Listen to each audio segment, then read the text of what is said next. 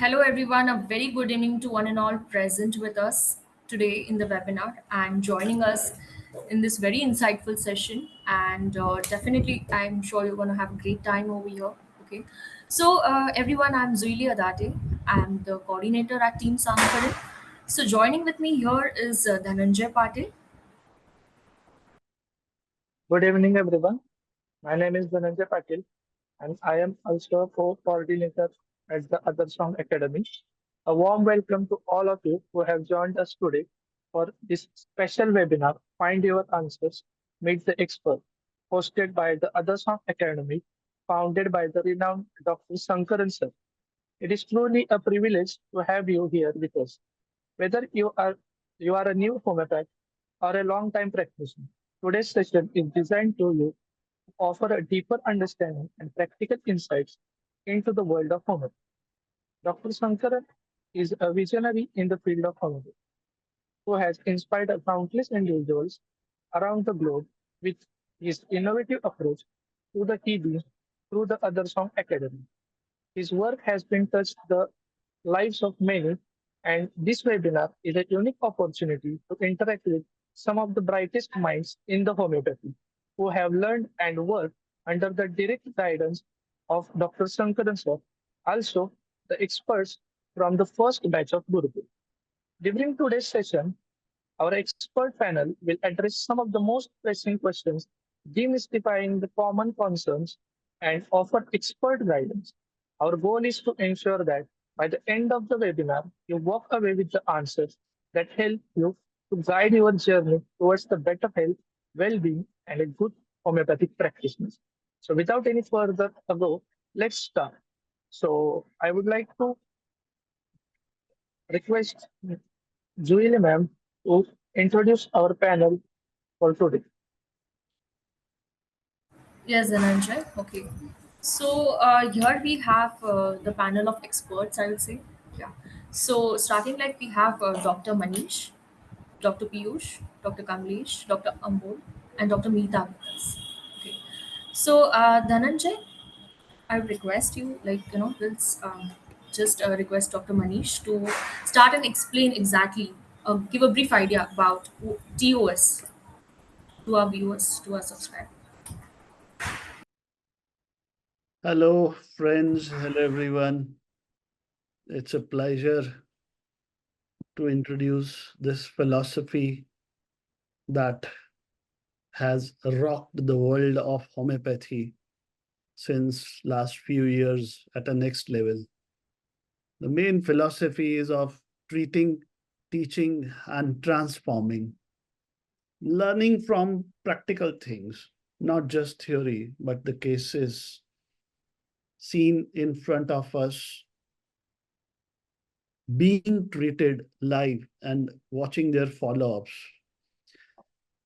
So my journey started with learning Dr. Segal's method, Dr. Vijayakar method, and then somehow landed to teachers training course where, few colleagues who are among us today, including Dr. Meghna, was part of that teachers training course. And there was no existence of the other song at that time. It was known as HRC. And I remember, I hope my colleagues will also remember, we were grilled to the heat of next level in that. And it was like just full day, Dr. Jayesh would just ask us, tell us what is the meaning of the word sensation only. And it was very rigorous. Moving ahead from there, I remember inauguration of the other song in Mumbai. That was such a big step. So many teachers coming to the same institute, the best of the best teachers. May it be Dr. Sarkar, Dr. Gajanan, Dr. Borkar, Dr. Uh, you know, not only teachers from the national level, but teachers from all over the, seven seas. We would see Dr. Annette, Dr. Massimo, Dr. Hennerfred, Dr. Jonathan Shore. I believe that was one platform on the globe that has provided so wonderful teachers to learn from And that combined so many philosophies together, and we started to understand that everybody might be different at some levels, but they are talking the same thing in different ways. It was such a good luck of every student coming to that institute. After that, COVID came, we saw how homeopathy was, it was a sudden boon in disguise as well for homeopathy. And the other song was not behind. There were a lot of online seminars, lot of teachings happening. It was like people are learning from their home. And again, a very practical form of learning. It's not just the theory, etc.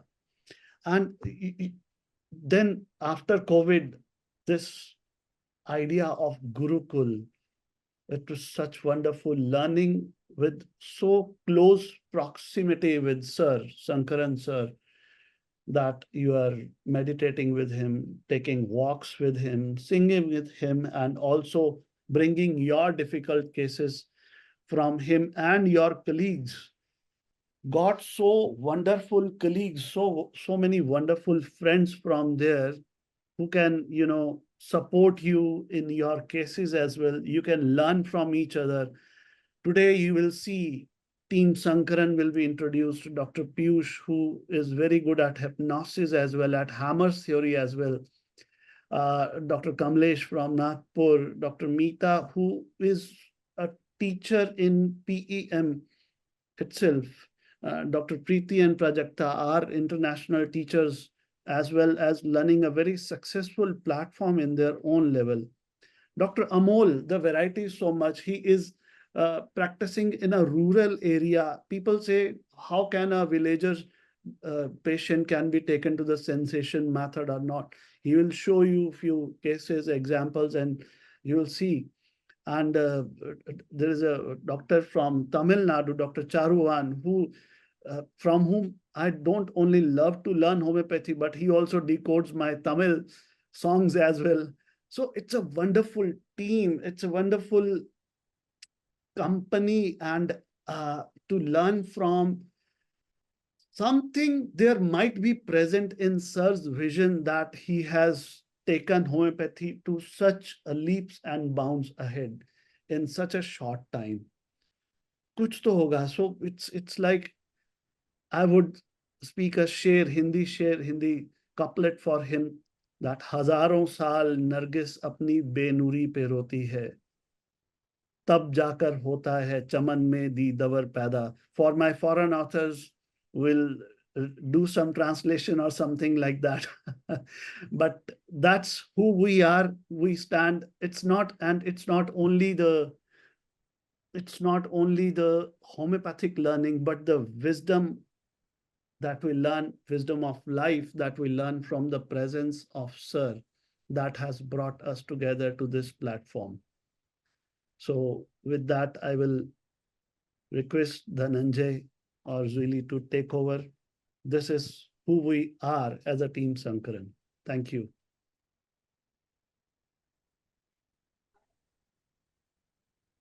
Yes, sir. So, sir, we have received the questions on the email we have shared on the Instagram handle. So, should we start? Yes. The first question is, uh, there are many approaches in homeopathy.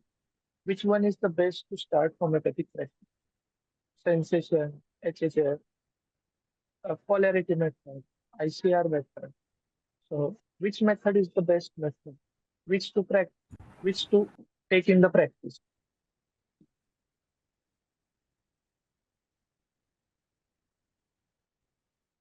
Dhananjay and my dear friends, as I told you, I belong to fifth generation in medical profession.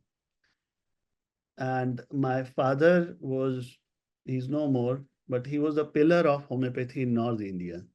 And he was instrumental to bring every kind of homeopath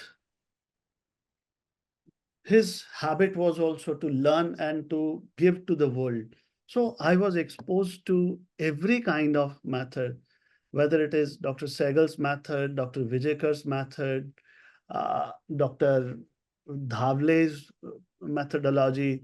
And after coming to the other song, I would say the level has gone so much. There are X number of teachers that we have got to learn from. And trust me, no method is up or down. So when I understood Sir's method, especially coming to the levels of experience, we can see there are 7 levels of experience: name, fact, feeling, delusion, sensation, and energy. This was a very eureka moment for me when I saw, oh my God, in these all 7 levels, I can understand every kind of author of homeopathy, whether it's the fact level therapeutics given by Boric about mother tinctures or very low potencies. I can understand that, oh, this is where it is working. And understanding about Dr. Sagal, that it's at the mind level, at the delusion level. Okay, that's the level where the practice is being done. And when we understood that uh, we are going deeper with sensation and synergy and now the superclass, we can understand that all the things, all the systems, all the approaches are belonging to one system that is known as homeopathy. The way to the reach of the simillimum might be different for everybody, but we must know that if we are practicing on the level of fact, it is not going to heal the patient at the level of soul. So especially for beginners, uh, I would say that just start somewhere. Start with very basics. Start with Kent repertory. Start with Ellen's keynote. Start with Fatak's materia, medica, and repertory. And slowly, gradually move ahead. Then read Spirit of Homeopathy, Substance of Homeopathy. Understand remedies from the soul of remedies. And try connecting everything. If you are understanding that at what level you are prescribing in your patient, you will be very clear in your upcoming steps. Okay, you have given uh, croton take to the patient for the gunshot diarrhea. It's a keynote. We have almost prescribed to a local level.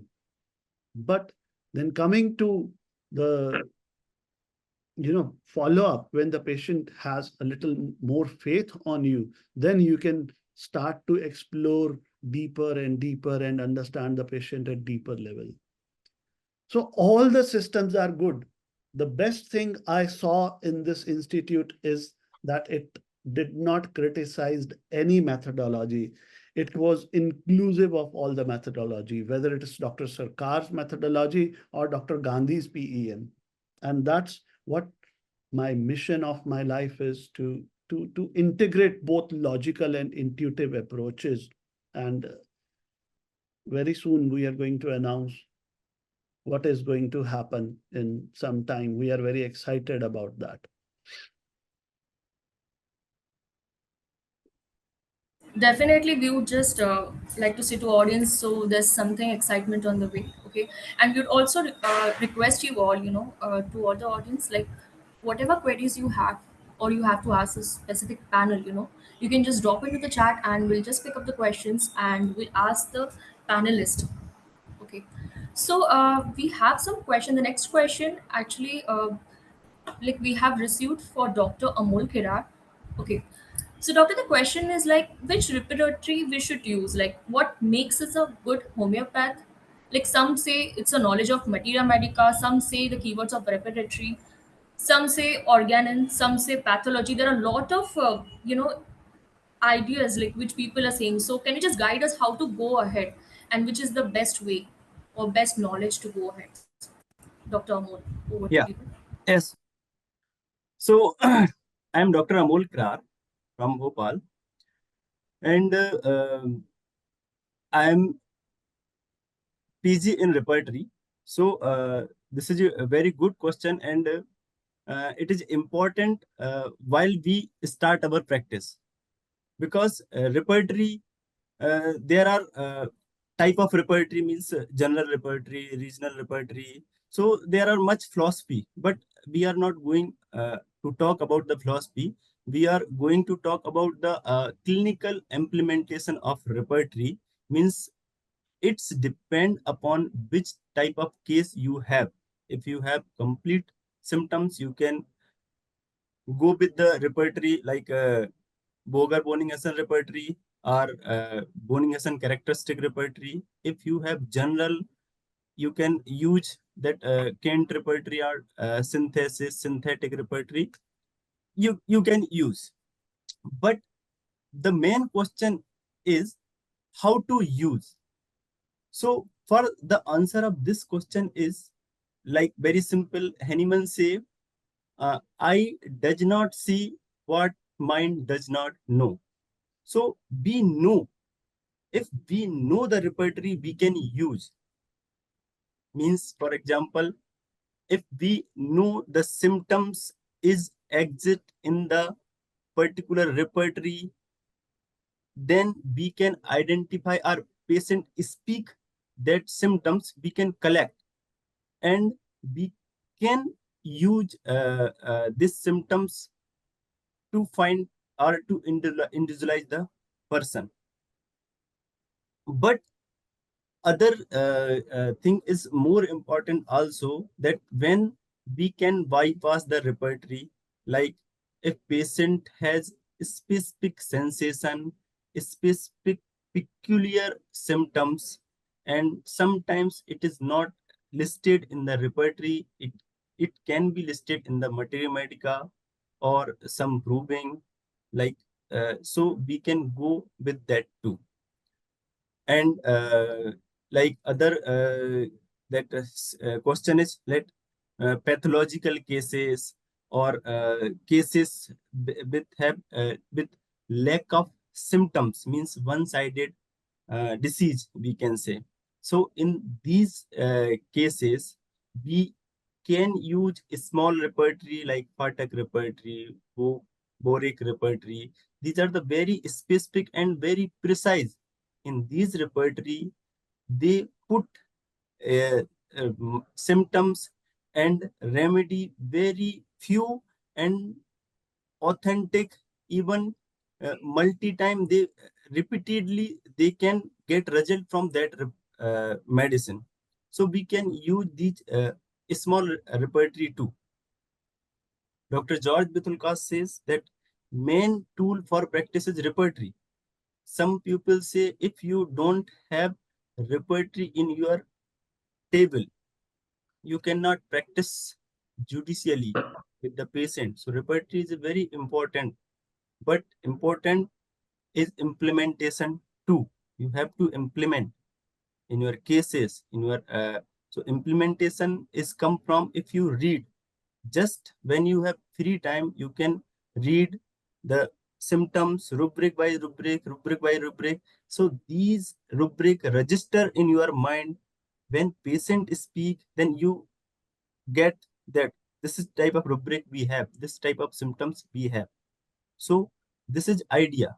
So if you are familiar with the repertory, some small repertory, one or two repertory, you are must be familiar with, means thoroughly familiar, means you have to you have had in your mind, you have repertory in your mind, which like multi-time you saw.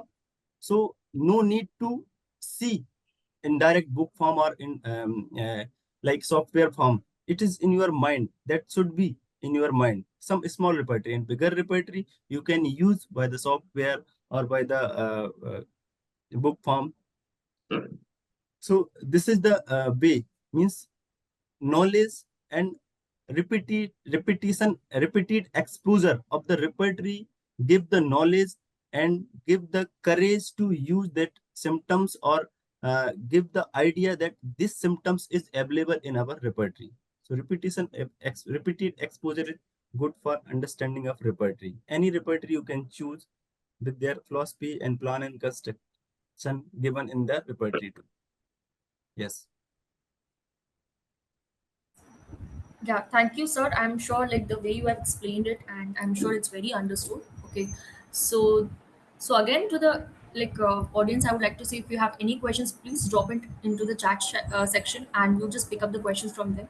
So Dhananjay would ask the next question.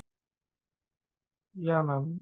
The next question is for Dr. Kamlesh, sir.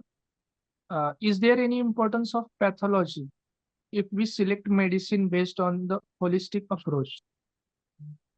Yeah. So hello everyone, and this is very significant question. When we think and when we say that we are prescribing on the basis of holism, so what to consider and what not to consider is a big question for us. Means like when we take a case, we have almost a sea of symptoms, 3-4 pages of symptoms, all over scattered. And now, while analyzing the case, we have this question what to consider and what not to consider. So, for that, we need to understand the intensity of symptoms.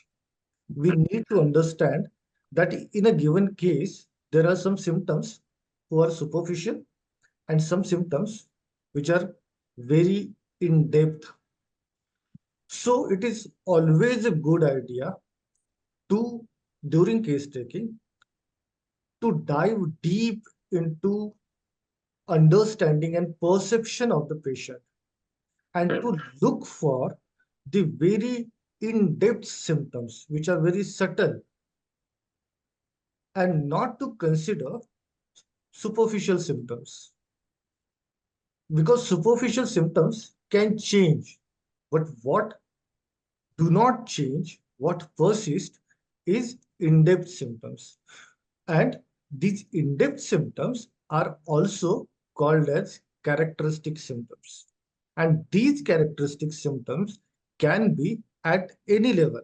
It can be at mind level, it can be at general level, it can be at physical level, it can be at particular level, it can be at pathology level also. So it depends upon that given case. So in some cases, pathology becomes this characteristic symptom. We know Boger's uh, Boger's concept of um, genius of remedy, right? And what is genius? Genius is a thing which runs through and through in that given remedy. And this genius can be anything. This genius can be mental symptoms, can be physical symptoms, can be any pathology also. So, where genius is pathology, you must consider that pathology. Where it is not, you can neglect. So, for example, if case is going very deep and giving very in-depth symptoms, emotional symptoms, and core symptoms at perception of patient, and in that case, if you try to match pathology, it may, but it may not also. So you must be very cautious. But if case is very superficial, no in-depth symptoms, only pathology, facts, symptoms are there. So in that case, you can match pathology. So it depends upon what type of case you have in front of you. In some cases, you have to, but in some cases, you cannot. You cannot make superficial symptoms, you cannot pick those superficial symptoms and make a whole story out of that superficial symptom. You need to understand the core of patient. And when you understand this core and match it with the core of remedy, then it is simillimum. Simillimum is not just a superficial matching, but it is a matching of characteristic and peculiar symptoms. So, uh, this is art, and you need to learn this art. This is the artistic use of your knowledge of organelle, materia medica, and repertory. And by this artistic understanding only, you can apply this knowledge. So application of this knowledge is always artistic, and you have to learn this. There is no theoretical answer for this question, but I have just tried to explain various aspect of answer. But how to use this, you have to learn as an answer. I hope this will help.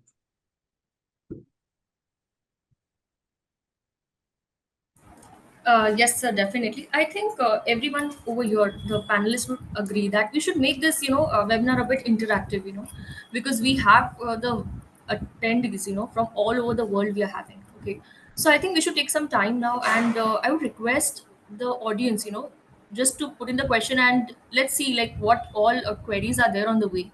Definitely, we do have the list received actually from mail ID, also from the audience also, but still I think, can we have some questions here, spontaneous questions?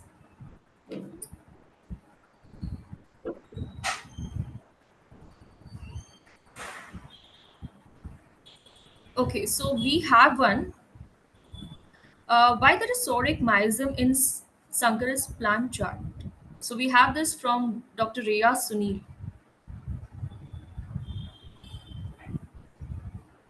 Hello, am I audible?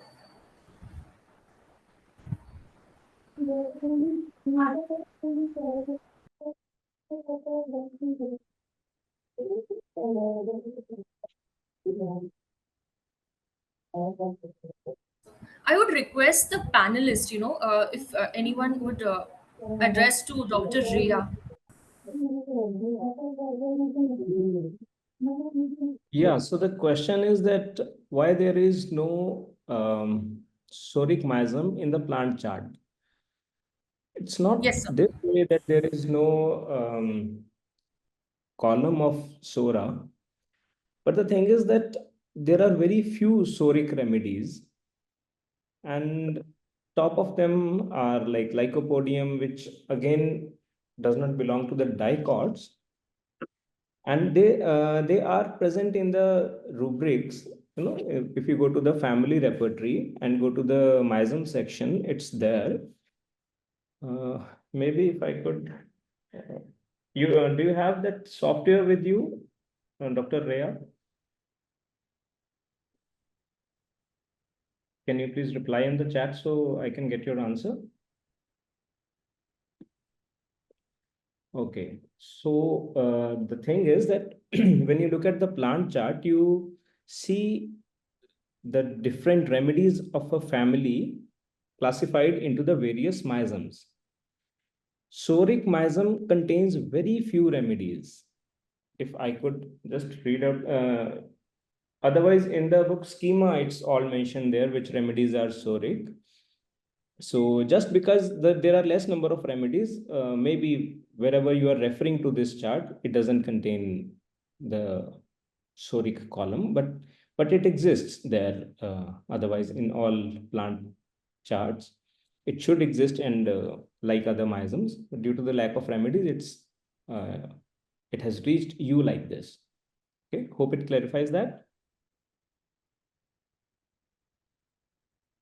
Okay, I can take liberty of explaining this little bit further. Can I do that, Dr. Piyush? Yeah, sure. So, miasm is a very dubious topic when it comes to, and since advent of Dr. Henneman, right, miasm has remained a very jinxed topic. So, to understand this, we must also know the word miasm according to which author we are trying to understand it, right? Hahnemann took 12 years of big break. He left homeopathy and then he discovered miasms. That were 3. And then after that, there had been so many advancements and reaches. Dr. Kent wrote about miasm something else. Dr. Herring was sometimes not very well, uh, in very convinced with the miasms and the rest of the things. A lot of things happen. But when we are talking about Dr. Sankaran's miasm versus Dr. Hahnemann's miasm, there is a lot of a bridge that we need to cover before connecting both of them and understanding both of them. It's not a topic that we can understand in just few moments here, but when we are talking about Dr. Hahnemann's miasm, he's talking about some taint, some defect that got in the human being and its generations after suppression of some skin disease, especially some disease that was related to itching. And now if we are talking about Dr. Sankaran's psoric miasm, we are talking about the pace of the disease, the hopefulness of the disease. We are talking at the level of perception. We are talking about the level of sensation, the speed, the pace of the sensation there. So it is not that both of them are not connected in some way. They are connected in some way, but to understand them, we will need to understand both the authors in a very deep way. Unfortunately, many of us have not read Chronic Disease by Hahnemann very thoroughly. So what we understand miasms is all from the seminars and all that. So I would request the coordinators of TOS to keep one or two sessions about the miasms so that it can be taken to the next level of understanding and everything gets clarified. So for Hahnemann, antipsoric were like very few remedies were kept in psychotic and syphilitic, and rest of all the remedies, you would say he would just term them as antipsoric. And why? We would like to explain in upcoming session about miasms in detail. And what about Dr. Sankaran's miasm? It is about the pace, depth of the perception of the sensation. That patient is very hopeful that my disease is curable. My situation is not that grave. It can be, solved easily.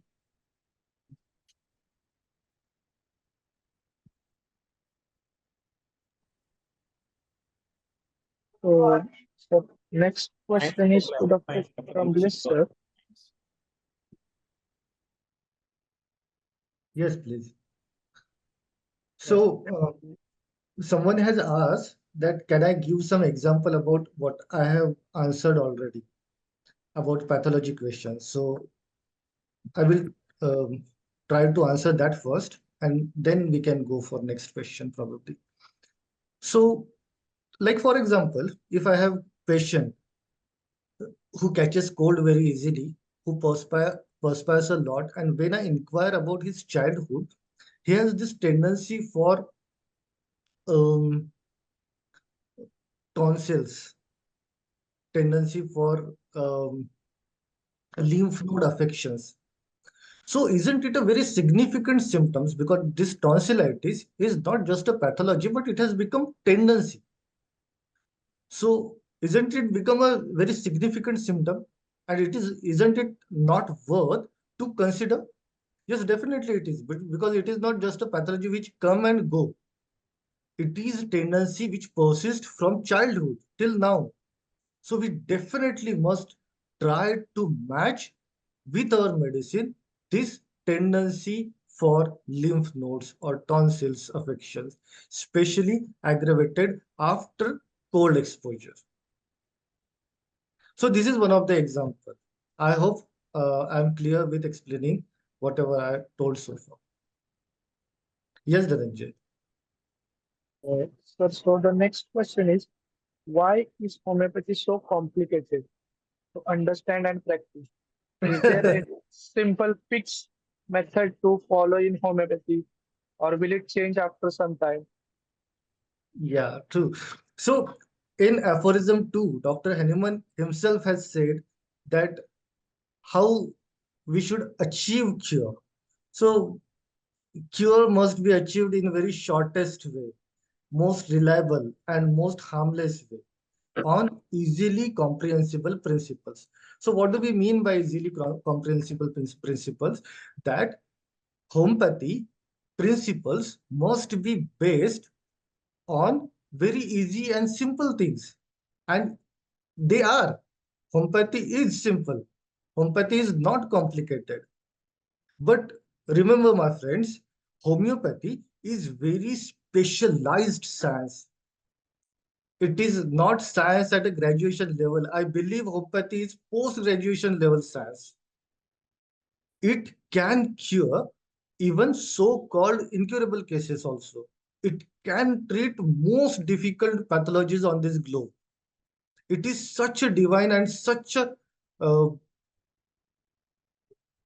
such a big pathy, is such a effective pathy. So to practice this effectively, we must have knowledge of basic principles of homeopathy. And if we learn homeopathy superficially, then we may feel that homeopathy is very complicated. But if we know basic principles of homeopathy, basic knowledge of homeopathy, that is organ and materia medica and repertory, thoroughly, not just superficially, then prescribing and practicing homeopathy will become so easy. And homeopathy is easy, I believe this. Homeopathy is very easy. Practicing sensation method is very easy. But you need to study, you need to understand, you need to dedicate yourself to learn this method, to learn homeopathy. And then you will feel that homeopathy is very easy.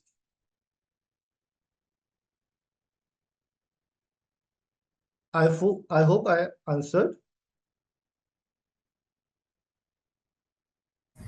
Yes, yes, sir. Definitely. So, thank you, doctor. So, the next question we have is for Dr. Meeta. Dr. Meeta, we have a question like, what is a formula for symptom, for a systematic approach? Yeah, please repeat the question. We want to know, yeah, I'm saying like we want to understand a systematic approach, to address a symptom. Right.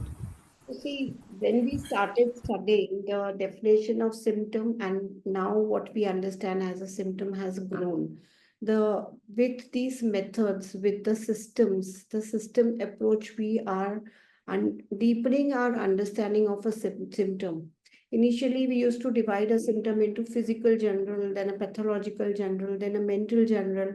But nowadays, with the advent of sensation method, which I truly feel that it is a yeah. So with the advent of sensation method, I feel that we have deepened our understanding into the understanding of these symptoms as we have deepened our understanding of what holistic homeopathy is. So like initially, the symptoms were at the physical level, mental level, pathological general level, but now we have symptoms at the sensation level also. Like if I wanted to give you an example of a case in which I have prescribed Limentis bridoi californica, which is a butterfly. So now everything about that person has become a symptom. The lightness of a speech, the vivaciousness she was speaking. She was a person from Netherlands and she consulted me through Facebook. But the open-heartedness with which she was speaking to me is what has stayed with me all these years.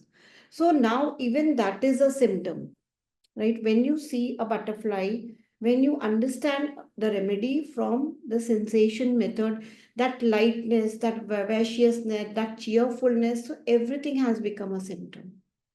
So this was a case in which uh, we have a rubric in Limentis, which we don't know. It is desires, magnetism desires, right? But how do we understand this? So when we understand symptoms or when we understand homeopathy from this aspect of sensation, what she said is, doctor, my boyfriend now repels me, and she was doing this gesture. My boyfriend, he repels me. So now what is this repelling? When I understand, she said, doctor, we should be like magnets. girlfriend, boyfriend, they should be like magnets. You should attract each other. So this is how I understood that symptom of magnetism in her, right? So what she says, doctor, it is similar like my mother repelled me. And this lady, she was attracted to colors. So this is how a butterfly is attracted. So this attraction is magnetism. We see how a butterfly sits on colorful flowers. And it was so beautiful to see that she was an artist. And at the level when I took her deeper, she says, doctor, I love caterpillars. They are so beautiful. Can you imagine how a caterpillar can be a beautiful, like she says, they are so soft, they are so gentle.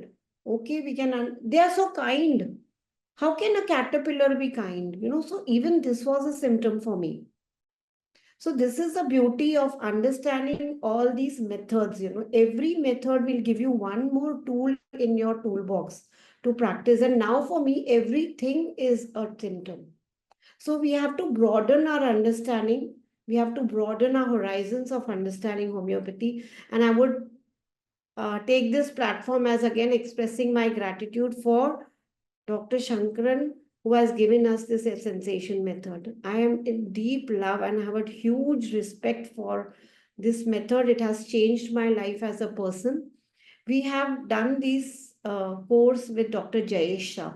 So we have read it in Spirit of Homeopathy that Dr. Shankaran says, if somebody is selling a fruit, right? So he says, take fresh fruits. So he says, just try to listen, So where he's putting his energy, buy fresh fruits or buy fresh fruits or buy fresh fruits. So this is how we are now trying, and this is what Dr. Jayesh told us in those seminars, and we are so lucky to learn from them personally. He used to see, you have to see the charge of, you have to understand weight of these words. So even the weight put on the words is becomes a symptom, right? So this is what I would like to talk about this question.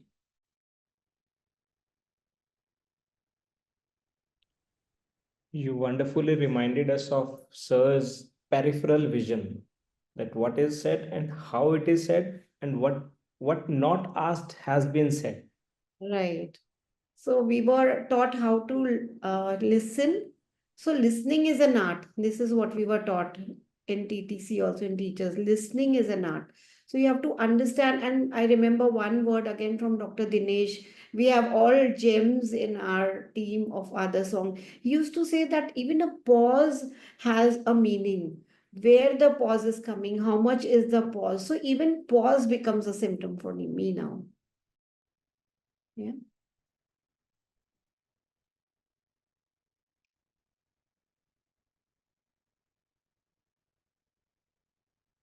Yes. Yes, so the next question Dhananjay would be asking. So the next question is to Dr. Manish sir. As mentioned in aphorism 6, consider a altered symptom in selection of the remedy. Then why we consider constitution in selection of the remedy? Because constitution come by the birth.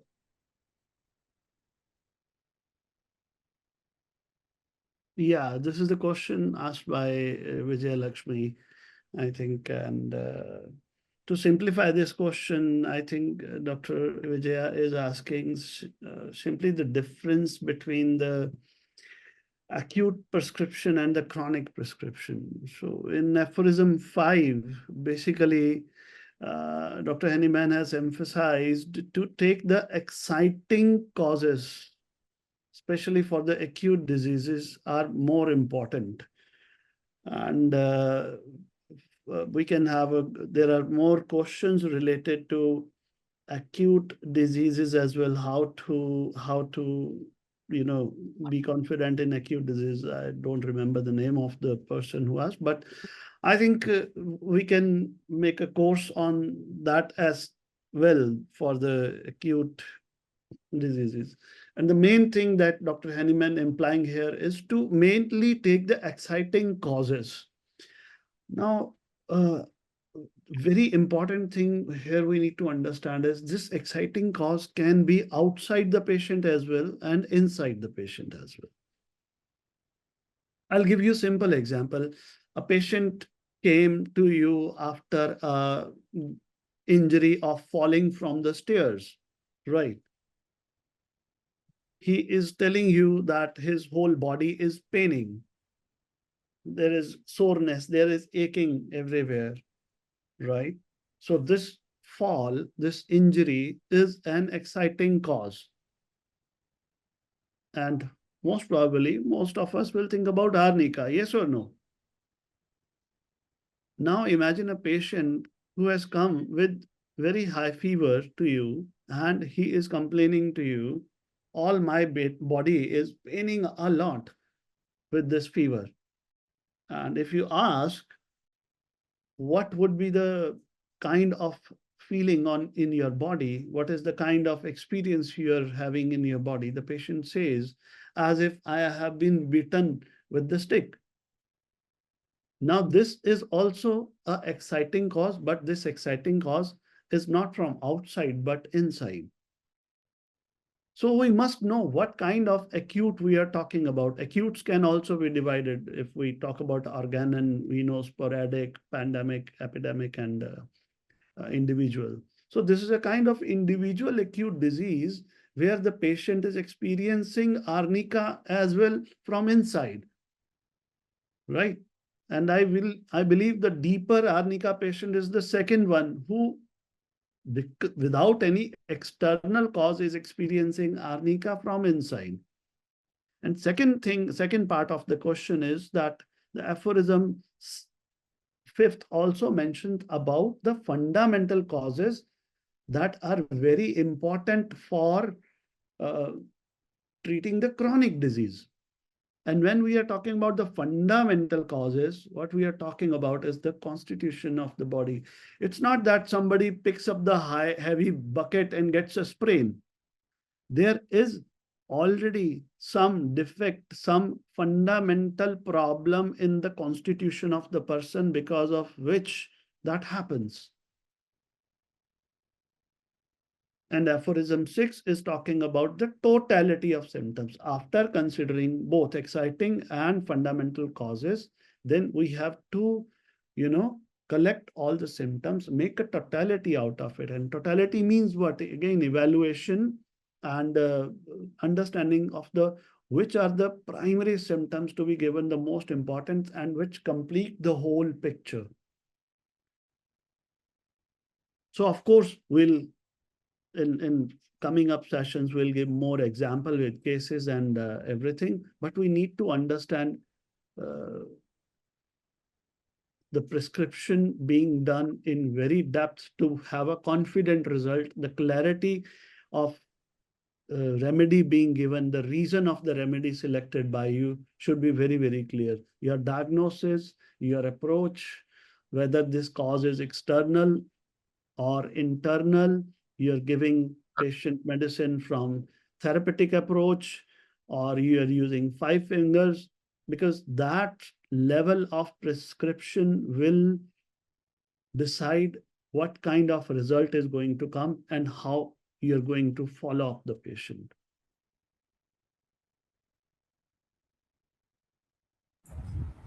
Yes, so Dr. Vijay Lakshmi, I just hope that the concept is very clear to you, and as well, it was in detail explained by Dr. Manish.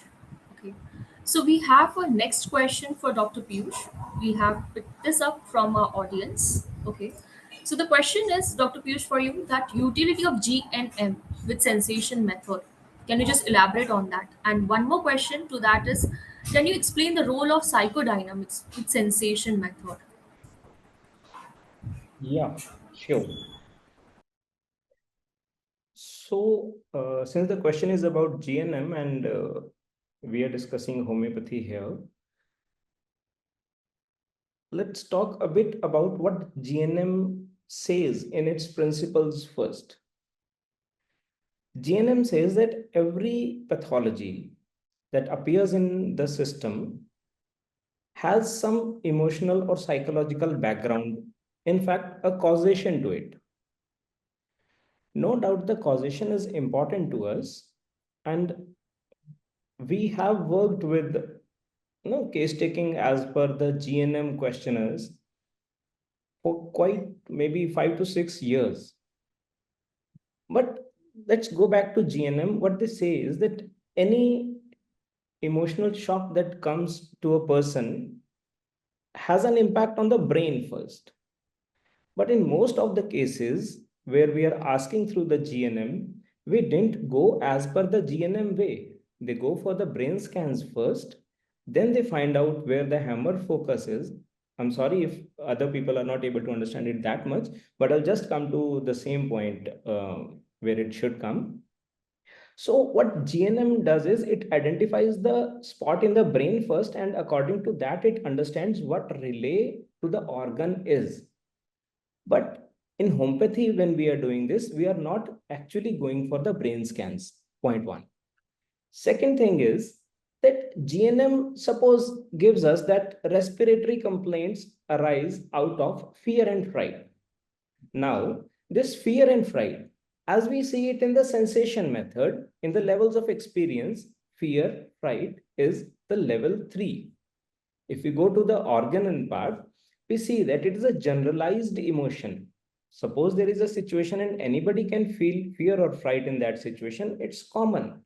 But principles of homeopathy, we have to take up what is individualizing in the case. What is most individualizing about that experience of fear? Okay, suppose we talk about fear only. The fear of calcaria is different. A calcaria child may be just, hiding behind the mother, and it's all okay for it. This much is the fear for calcaria. But for stramonium, the fright and fear is altogether different. It will shriek in the middle of the night and cling to anything. That is the classical stramonium thing. So, first thing is this, with GNM, we may be able to reach the common emotions, but in homeopathy, to prescribe well, we need to understand what is the individualistic sensitivity, reaction, characteristic symptoms, and these things. Second thing is, in homeopathy, we have to focus on what is the state of the patient, which is similar to which remedy can produce that state. So why holds quite a less important that why did this symptom come? Moreover, why the symptom is coming has so many theories. One theory may say one thing, GNM may be saying another thing, maybe in just small slight differences with each other. Still, let's stick more to the homeopathy part. Homeopathy conveys it quite well that our purpose is to find the totality of the symptoms and match it with which remedy produces that totality of symptoms. If you could, if I could just relate, because I have done that for so many years, I would just say this much. In few cases, suppose I remember a very good case of PCOD. In it, it was totally a kind of loss for that loss for the patient, which that person on whom she was totally dependent. This goes in line with the loss conflict of the GNM. But here, that sensation was important, that there is a loss, mineral kingdom, of the person on which she was totally dependent. Dependent for her financial security, for her good health, for her well-being, for her children's future, for her everything. So here we are having mineral kingdom, row 4 issues, total dependence, that is column 1, and this was a clear-cut case of Calicab. But before prescribing, it was very much clear that from a drop of a nail, from slightest sound that occurs during the sleep, she gets a jerk and wakes up. So that loss was no doubt very significant in this case. But if I'm just probing for the loss, I'm probing it what I want to know. But what's important for the patient, what's central for the patient, what doctor just said, genius of the remedy is what is central to the remedy and to the patient. That has to match, and that has to come from the patient's end, not from my intellect or my understanding of some theory. Hope it makes it very much clear.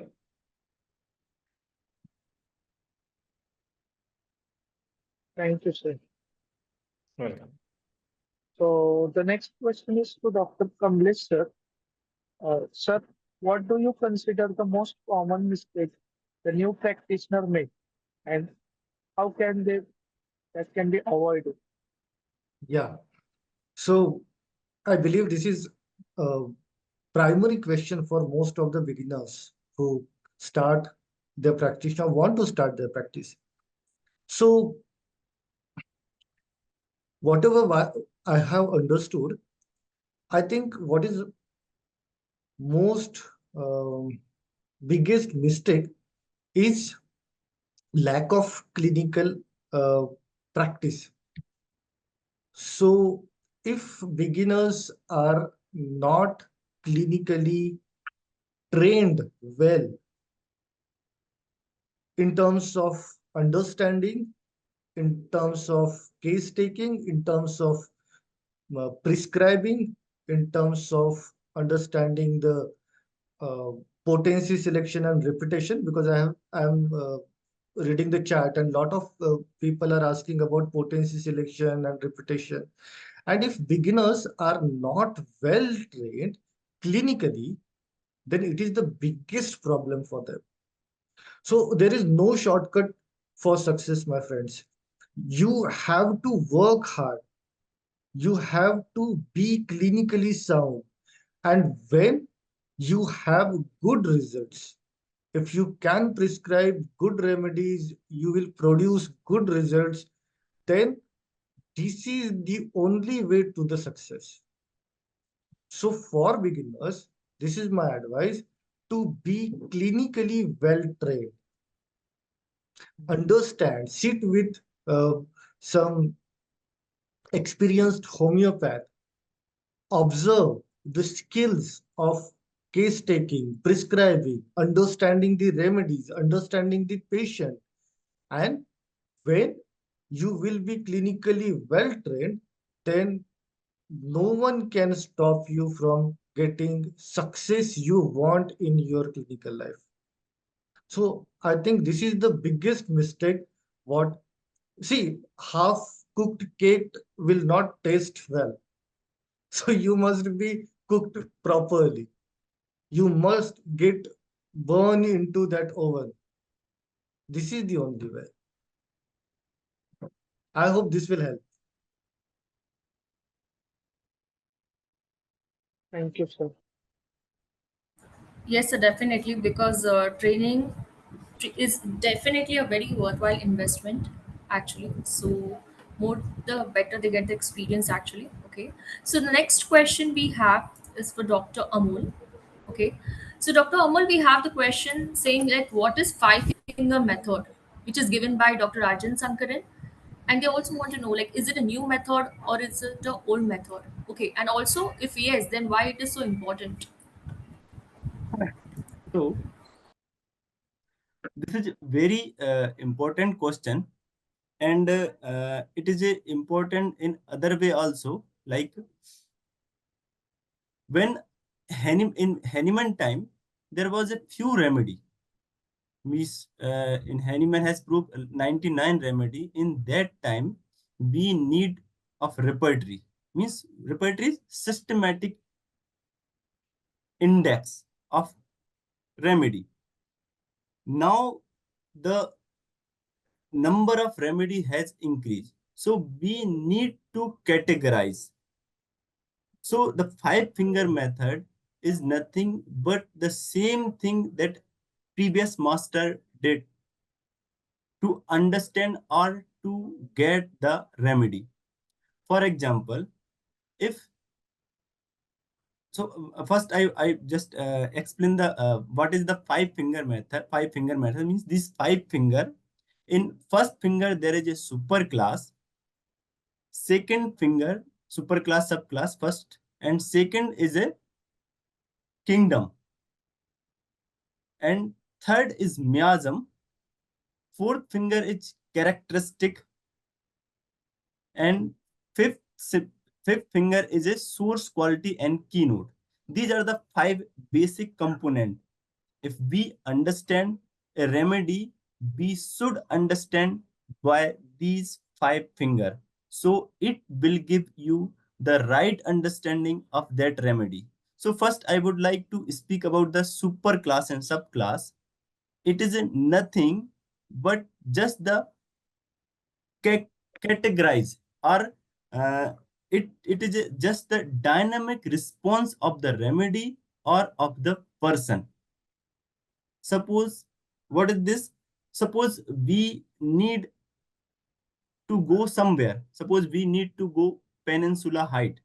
So where we can search. So this search, this way of search can give you the example of means utility of that five fingers.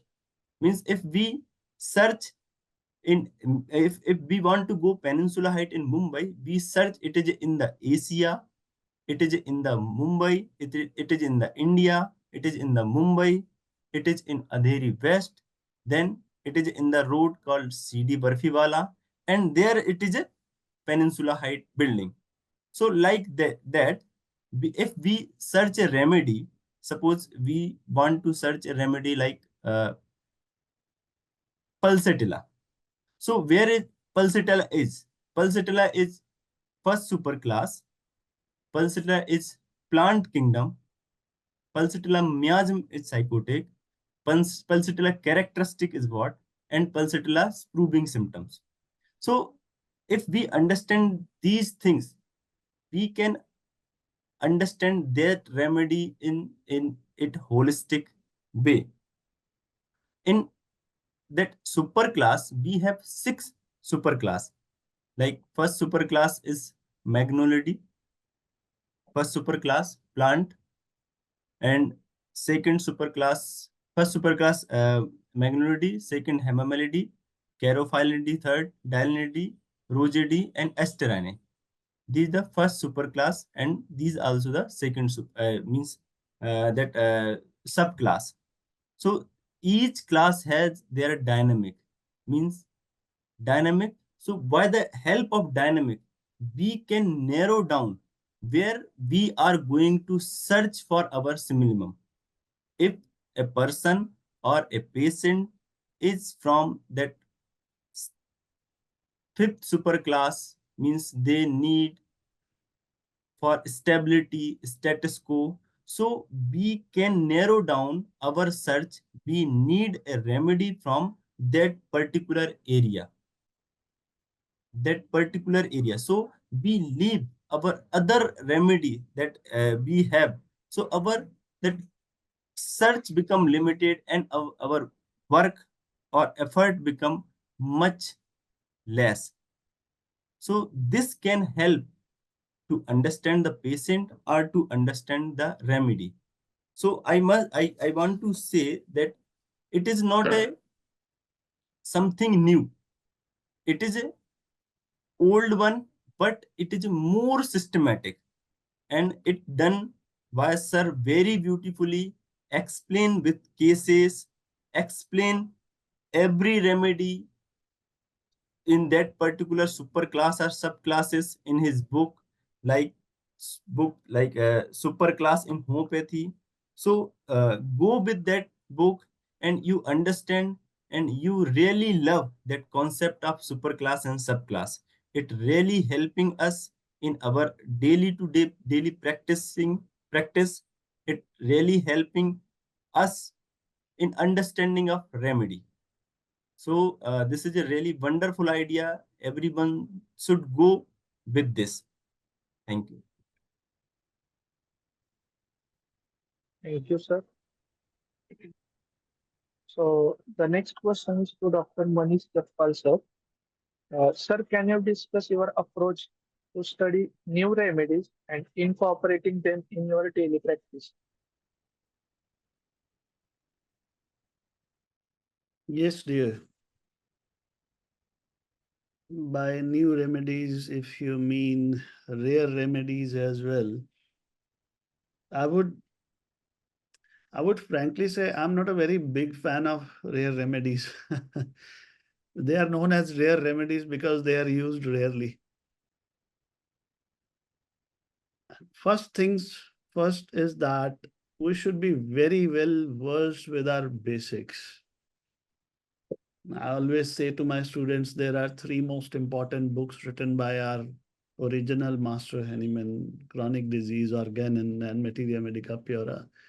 And Hahnemann practiced with whatever remedies he had got in his lifetime, and he produced very good results, isn't it? So the need for new remedies is, of course, coming up with as the time is passing by, the science is getting refined and all that, but we should not fancy these, right?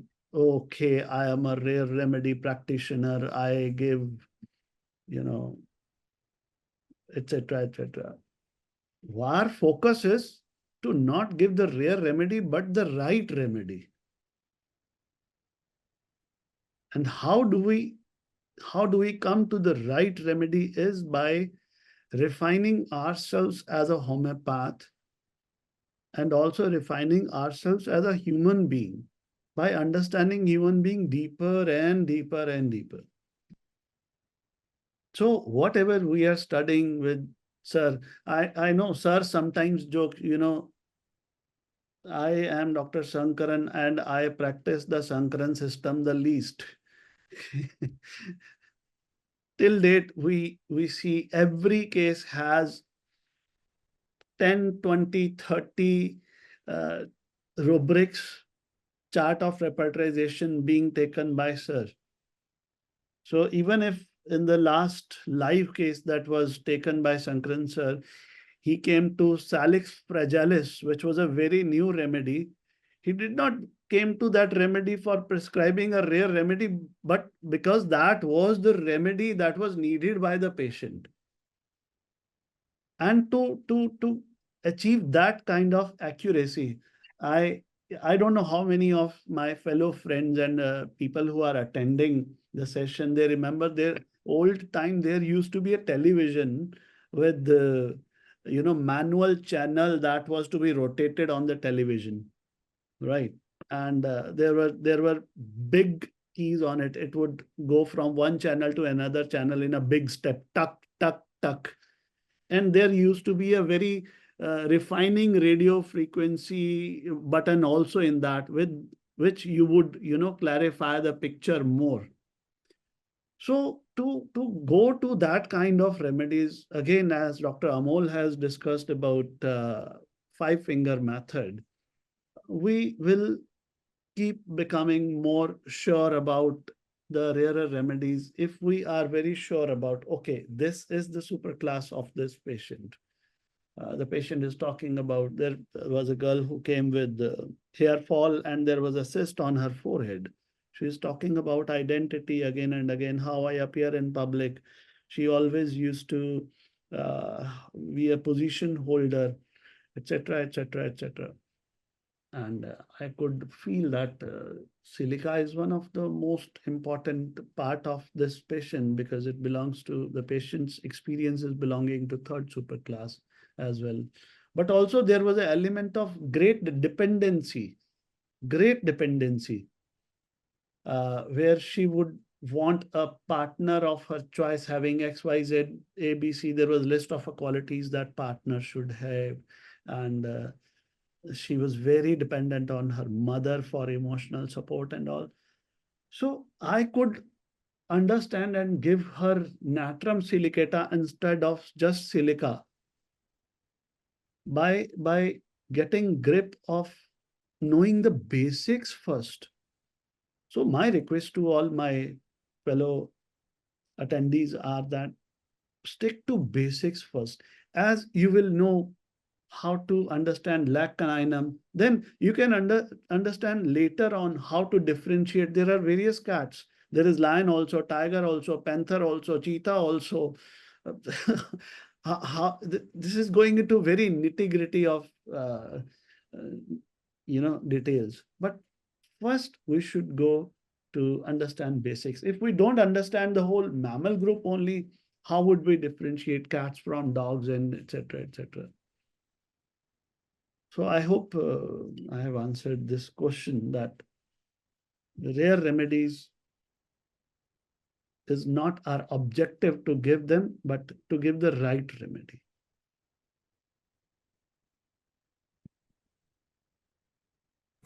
Yes, Dr. Manish. Thank you. So, just the next question is for Dr. Amol. Okay. Okay. So, it's like during acutes, if given a remedy and it shows results in 2 hours, how often further should it be repeated? So, Dr. Kamlesh, Yeah. this question has been shared, requested for you. Okay. Okay. Do you Yeah. want me to repeat the question, doctor? No, no, I got the question. Yeah. So, to answer this question, we again need to go for the help of organelle. We need to understand organelle. If we have fair knowledge of organelle, then we can easily handle such type of situations. So, what organelle tells us that how homeopathy remedies work. So there are two types of action. First is primary action of remedy, and then second is secondary action of vital force. So if we are prescribing any medicine, that is primary action, and then our vital force react in the form of secondary action, right? And you are saying that I have prescribed this acute remedy, and that patient improved within 2 hours. So this is good. Primary action acted well, secondary action is good enough. Then what to do next?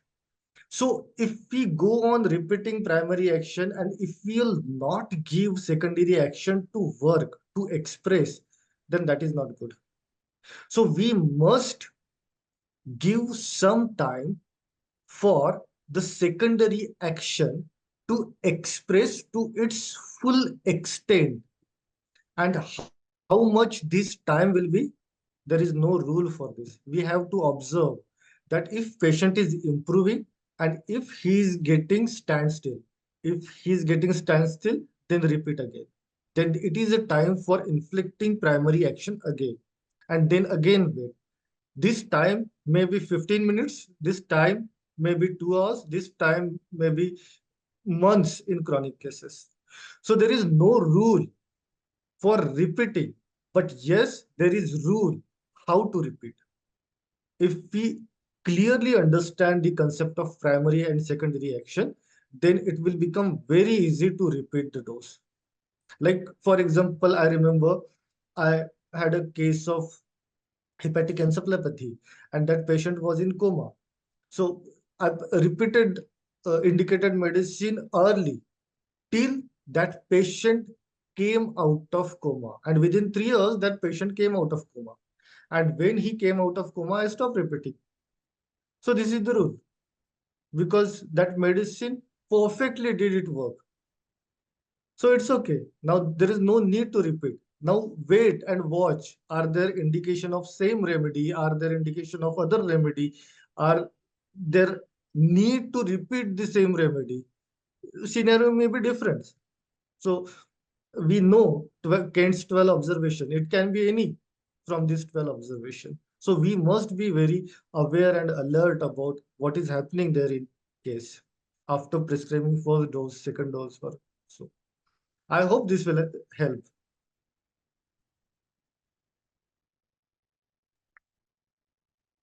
Yes, sir. Thank you. So the next question is to Dr. Meeta, ma'am. The question is, ma'am, I am a first year student and I struggle to study the materia medica. So how to approach the materia medica subject and how to study?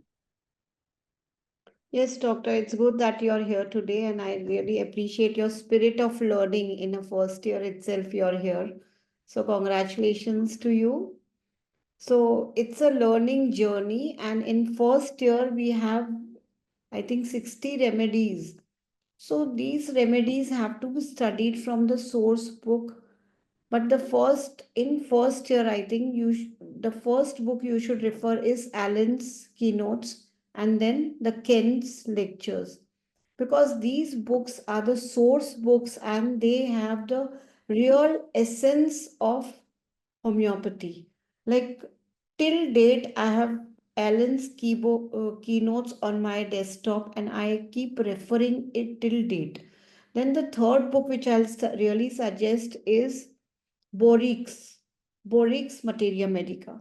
So all these are gems of homeopathy, and try to read all these remedies from each book one at a time. Then first try to understand these keynotes, the essence through Kent's, because these books were written at different times as homeopathy progressed.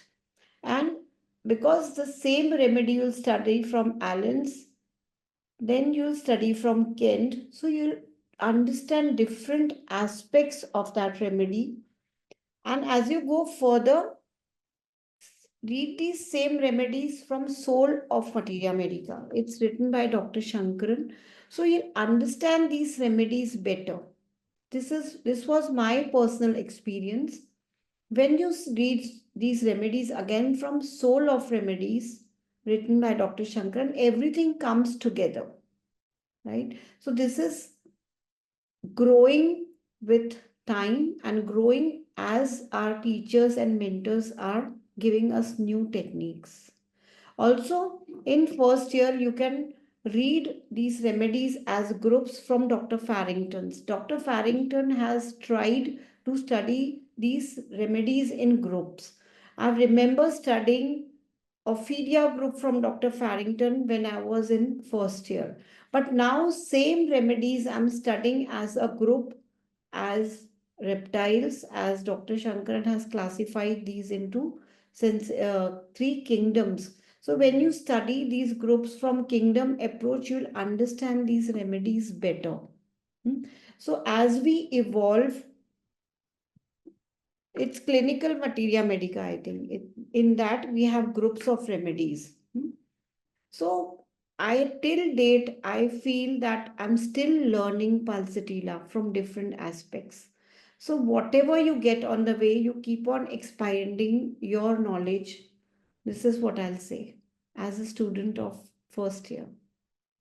Right. Thank you, Dr. Meeta.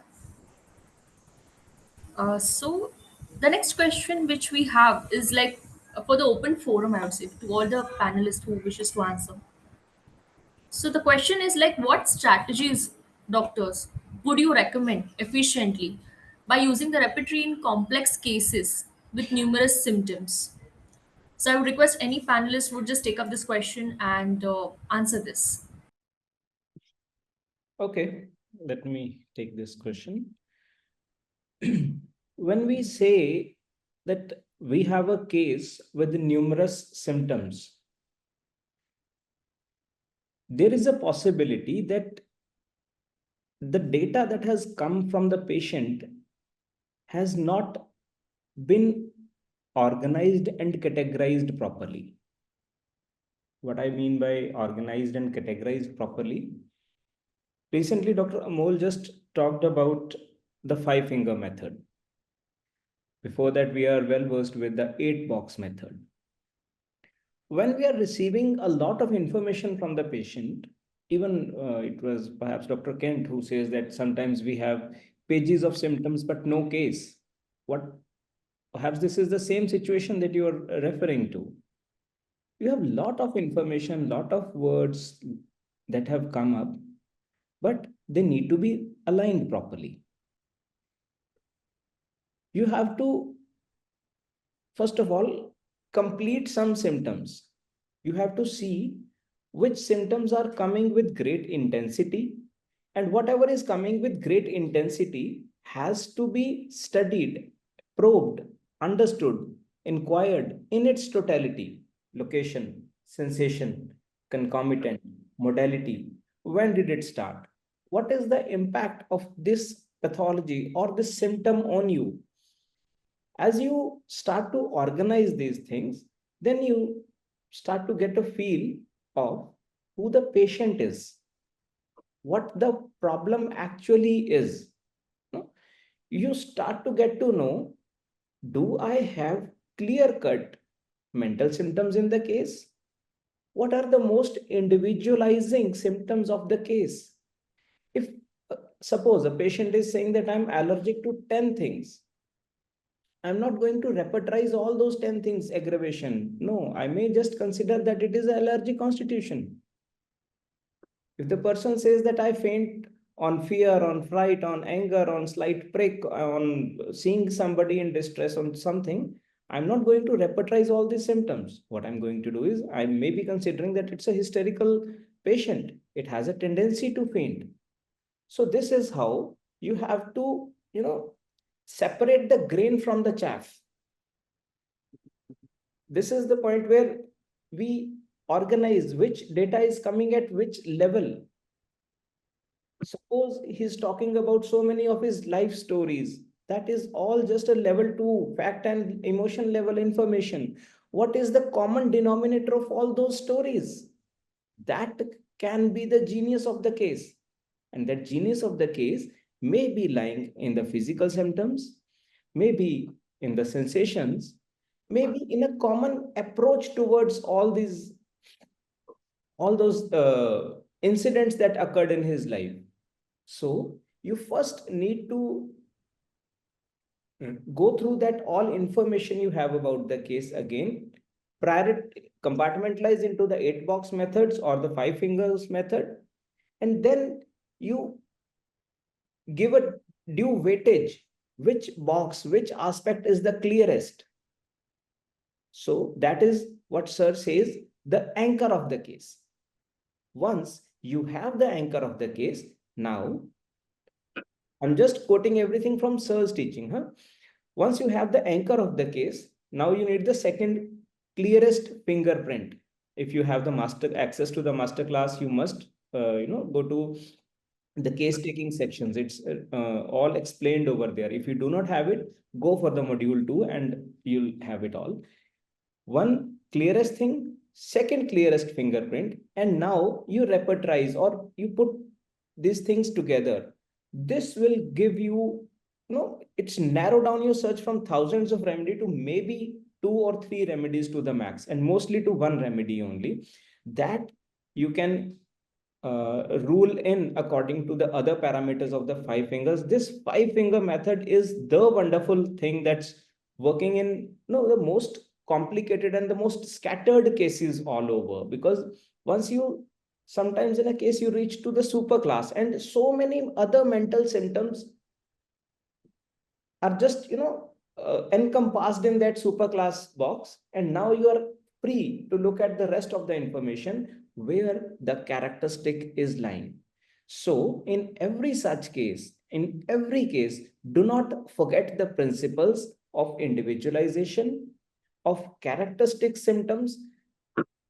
That will be your GPS to come out of all this chaos and reach the simillimum. I hope that makes clarity to you. If it doesn't, please do post your understanding and the remaining part of the query in the chat box, and I'll be happy to address that. Thank you. I may add something. See, every repertory is based on some unique philosophical background. And like, for example, Boningus's repertory is based on concept of uh, grand generalization. Uh, Fatak's repertory is based on clinical, and complete repertory is based on mental generals. So if we have a really complex case with lot of symptoms, lot of rubrics, then first of all, we must observe that what is prominent there. This case fits to what philosophy, what type of philosophy. And then we must use that specific repertory which matches the philosophical background. If in my complex case, for example, there are very less mind symptoms and there are a lot of modalities, then it is good indication for using Bonning-Ussen's repertory. Because these are prominent ones. So we need to observe what is prominent, what is slapping you on the face, and then you must match these symptoms with specific rubric which has same philosophical background. You cannot find these symptoms in Kent repertory, but you must use Bonning-Ussen's repertory. And then your job will be so easy and there will be no confusion and case will solve like cutting a cake.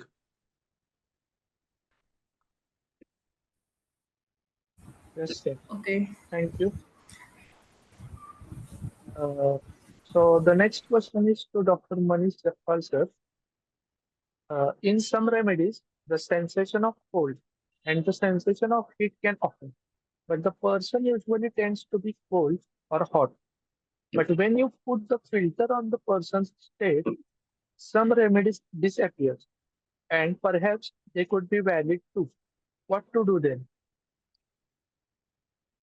Yeah, great question. Um, I think we have good number of participants from out of India as well. And this is asked by Dr. Begona Ruiz, I think so. And very interesting questions because sometimes as a beginner and even as a late practitioner, we sometimes get lost in the thermals. A remedy that is coming in repertorization is hot, but the patient is chilly or otherwise. So should we give that chilly remedy to a hot patient or etc. etc.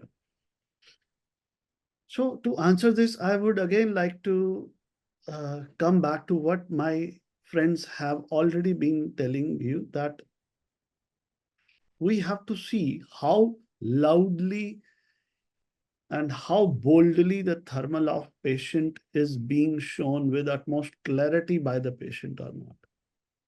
If the thermal of patient is like, you're not able to understand whether he is hot or chilly, I would propose we leave that symptom aside and look for the other symptoms that are screaming loud. Like there was a child screaming as well, I want to eat ice cream. I want to eat ice cream. So in this kind of case, would you take ice cream desire as a rubric or shrieking and screaming as a rubric? What is being the desire for ice cream stands back, but the way the patient is expressing the desire is more important. And same is for the thermals. There are many remedies in our materia medica where thermals can be confusing. If you have read Leadum Pal, right? The parts are cold to touch, but subjectively patient does not feel cold.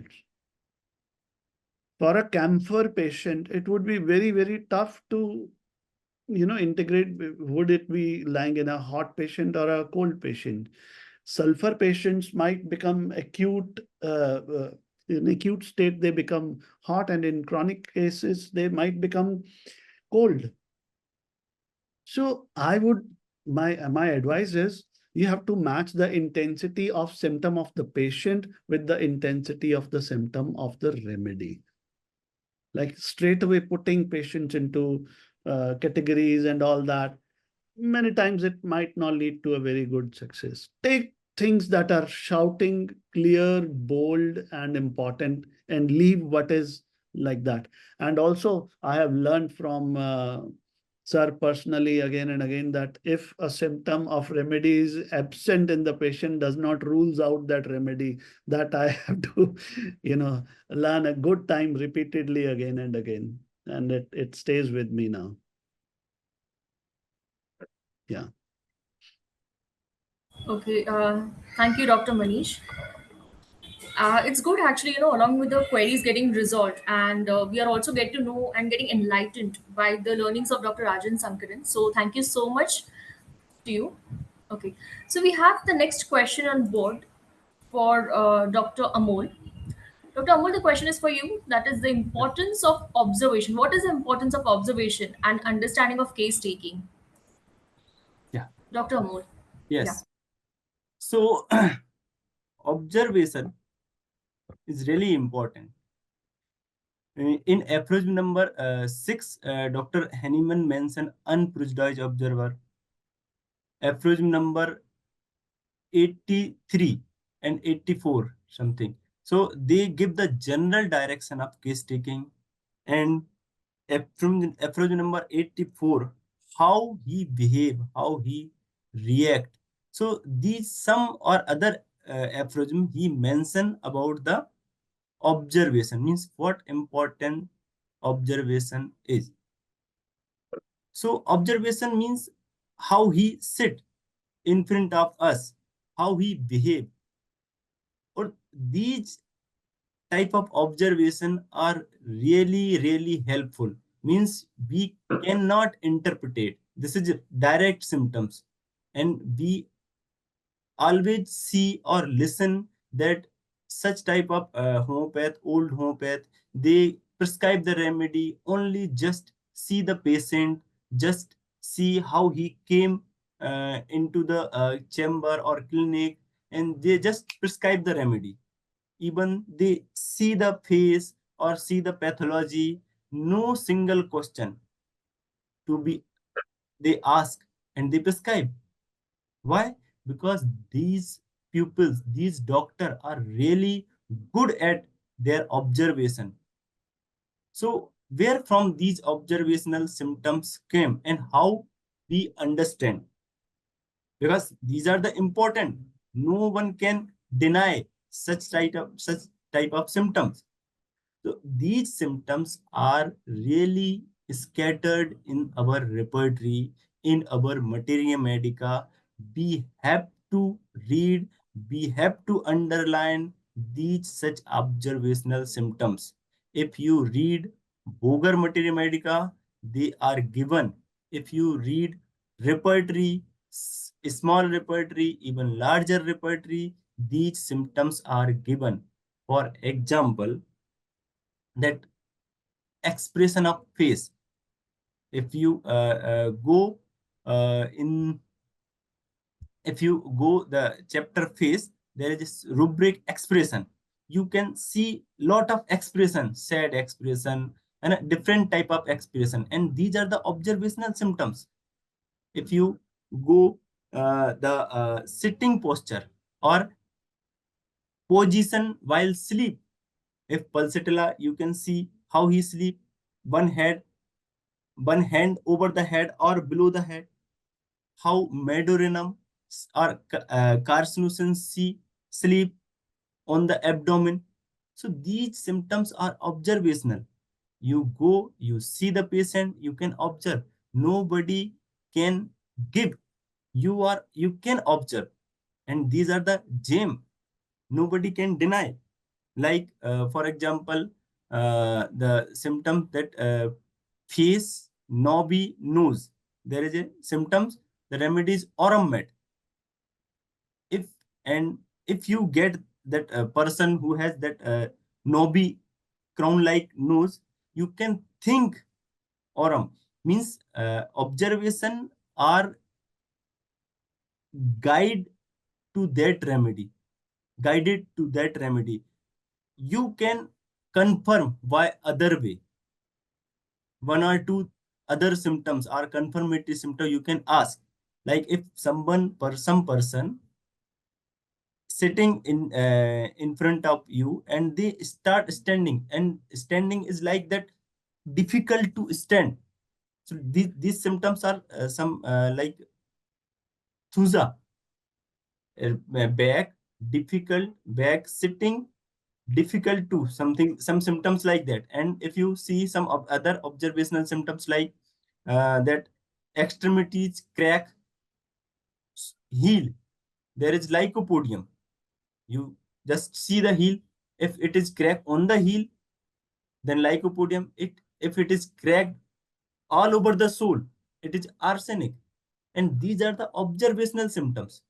Some like tongue. Tongue is very good indication. Means there are different type of cracks in the tongues, imprinted tongues, coated tongues, coated crack in the center, crack different direction. These are the symptoms written in the repertory or in the materia medica. You go, you read, and you get which remedy has that. If you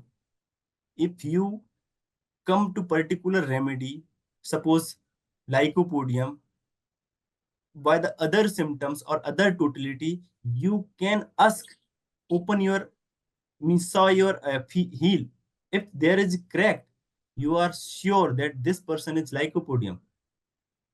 If you are sure that this is a arsenic, if you whole soul are cracked, so your surety become 100 time. Or other way, you get that observational symptom. If other symptoms are match with the observational symptoms, your surety become multiply. So observational means symptoms that you observe, or some other person, means their relative give that symptoms, observational symptoms also. So these are the important. Sometimes we are not able to, means are sometimes patient are not able to express themselves properly. They are some type of secretive or laconic. They are not means they are not like loquacious yet, so they speak less, but we have to prescribe. In such a cases or in such a patient, we have to prescribe on the basis of observation. So observation symptoms are very important, like position in sleep. So these are the symptoms, very important. Every homeopath must know every remedy, 3, 4, 5, even 10 symptoms. Like this is observational symptoms. We should get, or we can think if these symptoms are shown by the patient. So this is the important, and important to individualize or to confirm the remedy. So I think you I must would get I the would answer. like to add on to that, Dr. Amal. You have spoken beautifully about this. So there was Yes. a time when I used to practice at a very uh, very heavy dispensary where there used not to be much time to talk with the patient, but you have to prescribe anyhow. And also, Dr. Siddhant had asked one question about the observation, and you have answered it wonderfully. So we have to definitely our basic materia medica, guys, friends, please, I request is written. If you start reading a remedy in Ellen's keynote, it starts with the constitution only. The patient is coming in, you're entering your cabin and you are looking at it 6 feet tall. You have to consider that length of the patient in your prescription. The neck of the patient is emaciated. You have to think about natrum. The patient's body is swollen and the legs and arms are thin. You have to think about ammonium carb. There is clear-cut difference written between Calcarea carb and Calcarea phos. In Ellen's keynote, the hair color is different. The bromium has blue color eyes. There was one patient of cough who was not, because I prescribed every remedy to that child. And oh my God, I did not just see the eyes of the patient are blue. And he had big tonsils. The child has big tonsils, and bromium relieved. It's a very important glandular remedy as well. So, of course, what Dr. Amol is saying, observation plays a very important, but also don't get, prejudged by it. You should confirm the rest of the thing, then prescribe the remedy. Thank you.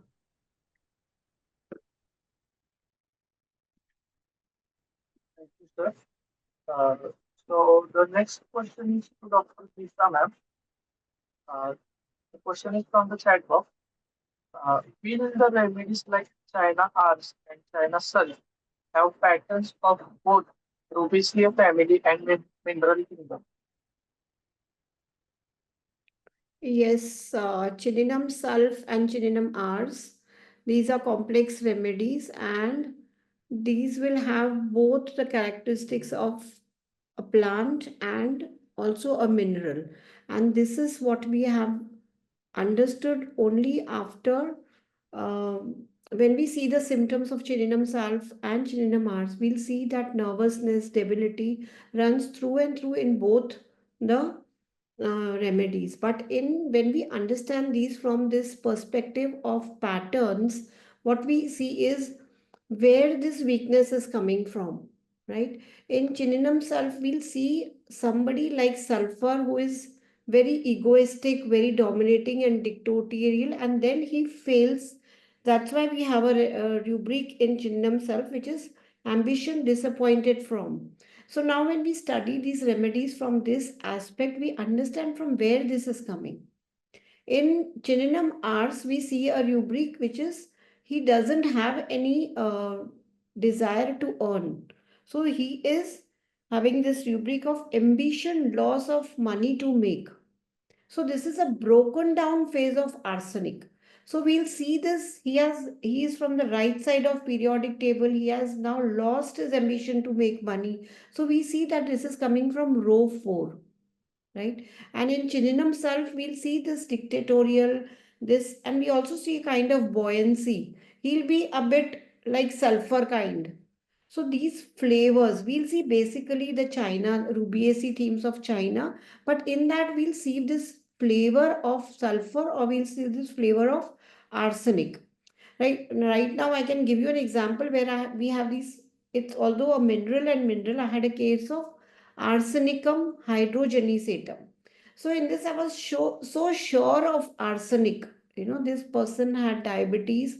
I was so sure of the person being arsenic that I took it to 10 but there was something more in this patient which we can, like he had a dream, peculiar dream of being naked in his being naked and going for examinations, right? So examinations is again a mineral theme that you are now being tested for what you're lacking or not.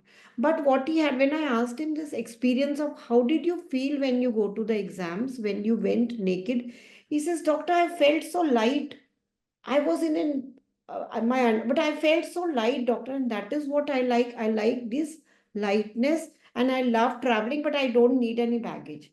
And this is why he wanted only one child, but his wife requested for second. She wanted to have a second child, but she says, doctor, after that, I've been bogged down. I wanted to be light, and because of my wife's desire, I'm not light. So what we see, this person who is have a flavor of arsenic, because my expenses are more, because now I have to take care of my daughter also, so my expenses are more. So he did not want to have a daughter because he would have had to spend more. So we see this arsenic through and through. But with this one dream, with this lightness, there was something which was remaining. So what happens is when I had prescribed him arsenic, much some part of him was better, but this was more. This lightness, these dreams were increased. So this is what we'll see in China. If you give only this China, so you'll see the sulfur part coming more. If you miss arsenic in a case where we give only China, this arsenic part will become more. He'll act more like a miser. So you have to see these themes, and you'll really appreciate both of these aspects in him, in these patients, right? And also from Dr. Sarkar, what I have learned is, Dr. Meeta, that China R's fevers are generally thirstless and China Sulf fevers are generally thirsty. And limbs of China R's are generally very cold as compared to China Sulf. So these Yeah, are very physical also. What you explained is also wonderful. Yeah, so these generalities you'll see, the flavor, the sulfur will be hot, the arsenic is cold. Both will be debilitated, but we'll have these physical generals of arsenic, of sulfur. You will be able Yeah, to appreciate these exactly. physical generals and the mental generals and the their themes. Great. There will be some part which will give, just trust your process of learning. You will Yeah. see that you are guided. There will be some symptom, it will be thrown by the vital force which will guide you to go further and refine and fine tune your prescription. So you have to trust the process. Yes. Yes, thank you, Dr. Meeta. Okay. So we have, as you could see, the attendees, I want to say that the session is coming to an end. So we have one more question left. Okay. And it is the most anticipated question, I would say. Like we could see multiple repetition for that question. Okay. So we have this question for Dr. Piyush. Dr. Piyush, the question is that can you share any insights for the role of hypnosis along with homeopathy? And also, if any cases that were solved using hypnosis and homeopathy? Dr. Piyush. Yeah.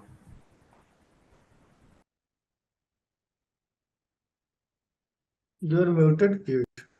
So I was hypnotized by the question.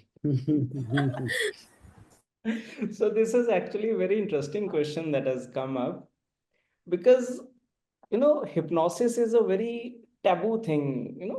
All other things going around. For people, hypnosis is like, now you are under my control. But there is nothing like that. Hypnosis simply is based on the principles of mind. We have conscious mind, that is the intellectual mind, and the subconscious mind, that is beyond intellect, where irrational mind, you can also say it as. There are many different definitions. I'll not go into details of that. But let's understand hypnosis from the levels of experience. Sir says right-sided and left-sided both have to come together. Symptom and system have to come together. The same thing is with hypnosis. Level 1, name. My disease is so and so. It is purely intellectual thing. It has nothing to do with hypnosis. Level 2, my pains are aggravated by this. My pains are ameliorated by this. I feel better here. Factual things, nothing to do with hypnosis. Now comes level 3, emotions. I feel angry in this situation when somebody slaps me. Wow, it's normal. You can get that. Nothing to do with subconscious mind as yet. But one says, I get a lot of fear when a dog is after me. Okay, no problem. Rational. No, nothing subconscious mind, nothing hypnosis going on. One says, if there is a kitten behind me, I shriek like anything, as if there is a lion behind me. This is somewhere going out of proportion. This is where the patient is already in a somewhat state of hypnosis. He's talking his irrational things. This is level 4 somewhere. Some delusions like this is a great danger, and the reaction is out of proportion. When the emotion is out of proportion of the situation, sir says it has a delusion behind this. Now, the role of hypnosis. Here we have some role of hypnosis as suggestions. Many a times we ask the patient to just close the eye. Suppose he's telling some intense situation of his life, some intense dream of his life. In such situation, we ask him, close your eyes, bring that in front of you like a scene. Relive that scene. Now, relive that scene is a hypnotic command, that you go directly into the sensation. How does it feel in your body? So hypnosis, no doubt it helps me, but mostly when you are, hypnosis has the value of a good case taking him from level 3 to 4 and 4 to 5. And if he goes to 6, bring him again back to 5. Some principles of hypnosis I do use. So if we are talking about hypnosis, I must mention that wise, the sir's latest things, witnessing the inner song experience. I am a facilitator to the wise retreat, so I am talking this from my experiences, that I have seen childhood traumas which hypnosis honestly could not resolve in single session. I have seen them resolve in single wise session. Why so? Because in hypnosis, it is somebody's intellect. The person who is guiding you through an hypnosis, his intellect is implanting some suggestions and commands in you. But in wise, what happens? You take your own journey, your own realization, then we detach you from that diseased self or delusive self, and Sir's teachings introduces awareness there. And awareness is way ahead of hypnosis, way much potent than hypnosis. And it is something, you have to taste it. Only then you can believe and go firm with this.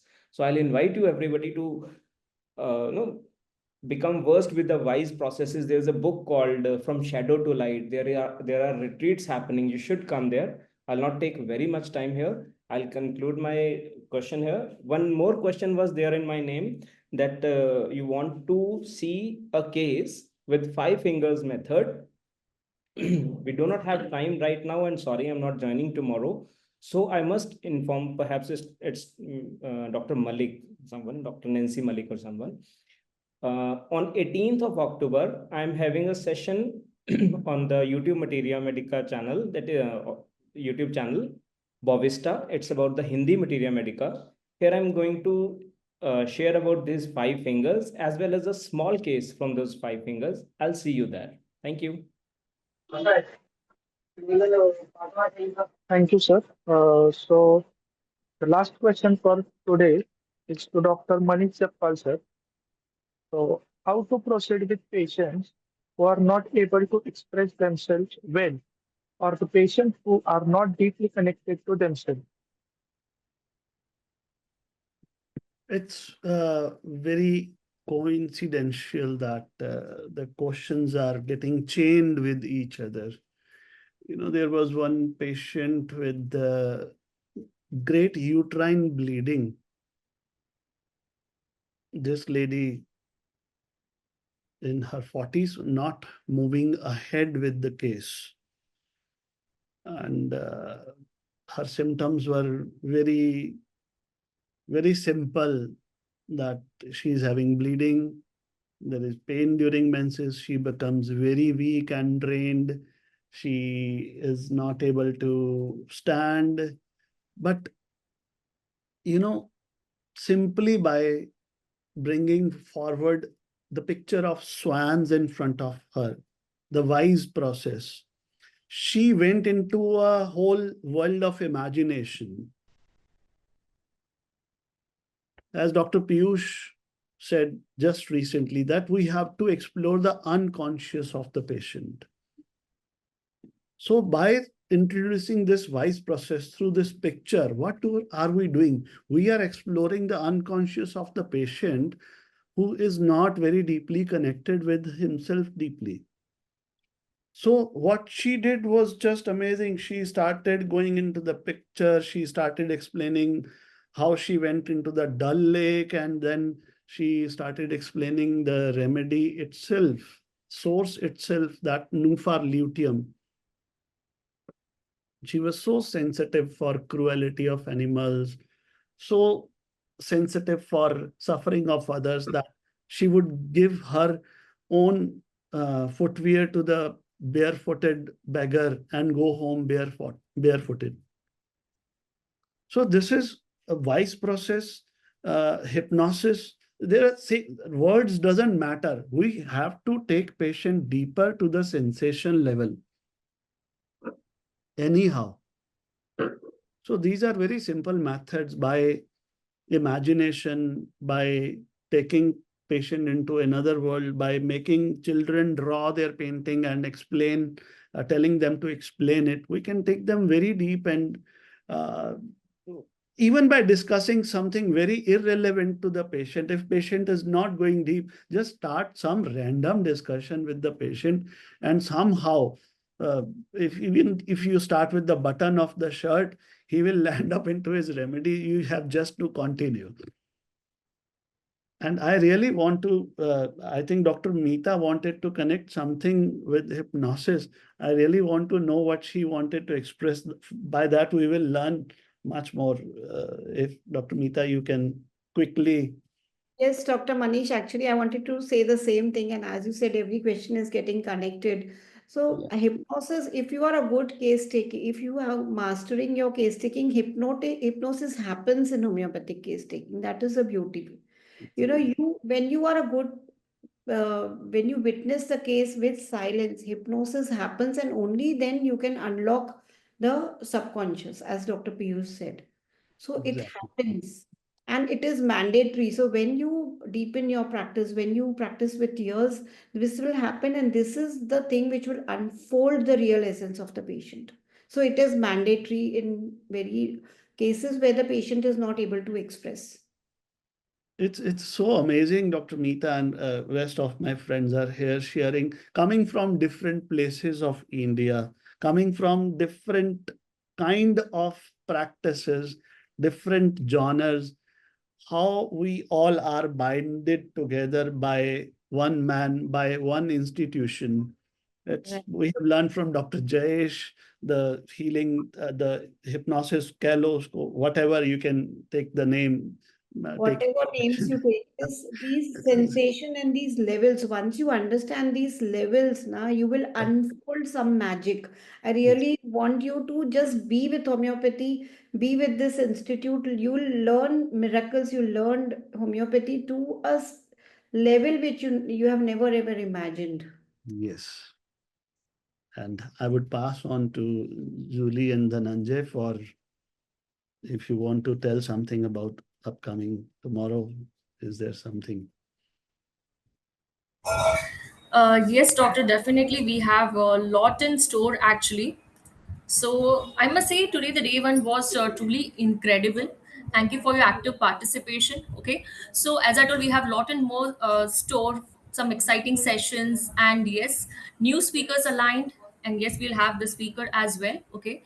And we'll also dive even deeper tomorrow. So please do come ready with more questions and share your thoughts on it. Okay. So, Dhananjay, over to you. Yeah, ma'am. Thank you. Thank you everyone for joining this session. Say So, tomorrow's participants are even more wonderful than us. yeah, the questions were very great. Hope you all got your answers. So rejoin for tomorrow's session. There are a lot of more questions to be answered with new speakers with interesting perspective. So yeah, thank you everyone. Thank you speakers and hope all you enjoyed. Bye bye.